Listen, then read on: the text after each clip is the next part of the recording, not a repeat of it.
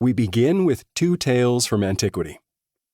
You may be familiar with the story of Mount Vesuvius, whose eruption covered an entire city in lava and ash. In the year AD 79, a long-dormant volcano on the southern coast of Italy suddenly detonated, sending a colossal plume of ash and smoke into the sky. The ensuing eruption wreaked havoc on the nearby city of Pompeii, as scalding debris rained down with ferocious intensity, at a rate later estimated to have reached over 1.5 million tons per second. Some residents tried to evacuate the city.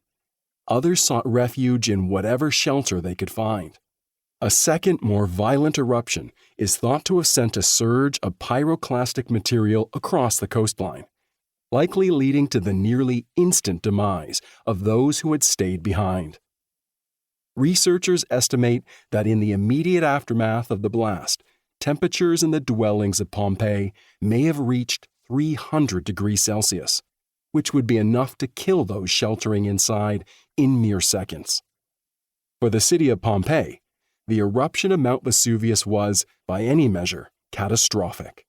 Buried under a layer of lava and ash several meters deep, the once thriving metropolis was effectively erased from the map, not to be seen again until its excavation over a millennium later. If starting a book about climate change with a parable of environmental catastrophe feels like a depressingly familiar trope to you, that's probably because it is. The stories we tell ourselves about climate change too often have a subtext of looming cataclysm, focusing on the disaster scenarios, invoking fear and despair. We are in the 11th hour, or worse, we have already crossed the irreversible threshold, the point of no return. Or, so the narrative often goes. This book seeks to challenge this tendency, to question the appropriateness of this familiar doomsday narrative. Not because climate change is not a serious problem. As we will see, if anything, it may be a more insidious threat to human flourishing than many realize.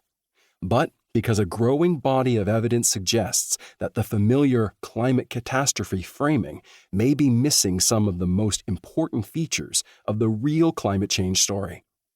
As a consequence, it may be hindering us from thinking more proactively about potential solutions.